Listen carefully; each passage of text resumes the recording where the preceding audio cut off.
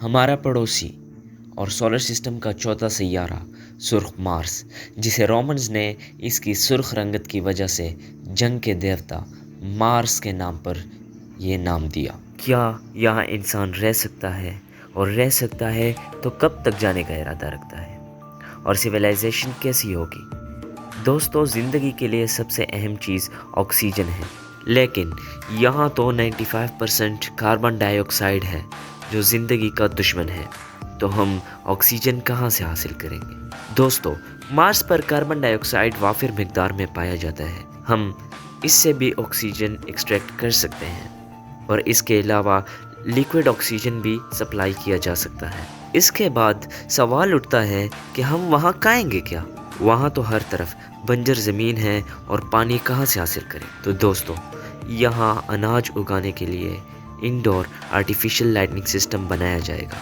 یہاں ایسا میکینزم بنایا جائے گا کہ اوپر پلانٹس ہوں گے اور ان سب کے نیچے مچھلیاں ہوں گی۔ پودے مچھلیوں کے فضلوں سے خوراک حاصل کریں گے، جبکہ بدلے میں ان کا پانی صاف کریں گے، اور یوں ہی یہ پروسیس چلتا رہے گا۔ پانی مارس کی سطح پر موجود برف سے لیا جائے گا۔ مارس پر انسان پریشرائزڈ کیبن میں رہے گا، جہاں زمین جیسا انوائرمنٹ کریٹ کیا جائے گا۔ ظاہر سی بات ہے، یہ آرٹیفیشل ہی ہوگا۔ دوستو، مارس پر سورج زمین کے مقابلے میں آدھا دکھتا ہے۔ یہاں دن زمین سے 40 منٹ بڑا ہوتا ہے، اور یہاں کا ٹیمپریچر کبھی بھی زیرو کے قریب بھی نہیں ہے۔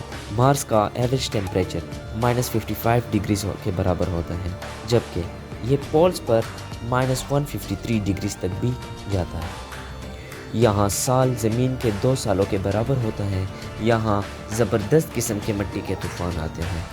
دوستو، ہم مارس کو زمین جیسا بنا سکتے ہیں اگر ہم وہاں کے فروزن کاربن ڈائی آکسائڈ کو ہیٹ کریں اور اسے گیشیس فارم میں لے آئیں۔ یہاں سوال یہ اٹھتا ہے کہ مارس کے ایٹماسفیئر میں تو آلریڈی 95% کاربن ڈائی آکسائڈ ہے، تو اگر ہم مزید کاربن ڈائی آکسائڈ پروڈیوس کریں گے تو یہاں پر تو انسان کا رہنا ہی مشکل ہو جائے گا۔ تو دوستو، اس تن ایٹماسفیئر کو تھک اور گرم کرنے کے لیے ہمیں اس کاربن ڈائی آکسائڈ کو پگھلانا ہی پڑے گا۔ اس سے یہاں کا ایٹماسفیئر اس قابل ہو جائے گا کہ ہم اپنا اسپیس سوٹ اتار سکیں گے۔ اس کے بعد ٹیمپریچر بڑھنے سے یہاں موجود پانی پگھل جائے گا، اور اس سے ویپرز بھی پروڈیوس ہوں گے، جس سے ایٹماسفیئر مزید تھکر ہوتا جائے گا، اور مارس پر بہت جلد بارشیں بھی شروع ہو جائیں گی، اور کوئی 1000 سال بعد یہاں اتنا آکسیجن ہوگا کہ انسان سانس لے سکے۔ دوستو، مارس پر آپ جائے تو 2 سال کے وقفے سے ہی واپس آئیں گے، کیونکہ مارس 2 سال میں ایک بار زمین کے قریب سے گزرتا ہے، اور یہی بہترین ٹائم ہوتا ہے کہ آپ مارس جائیں یا وہاں سے واپس آئیں۔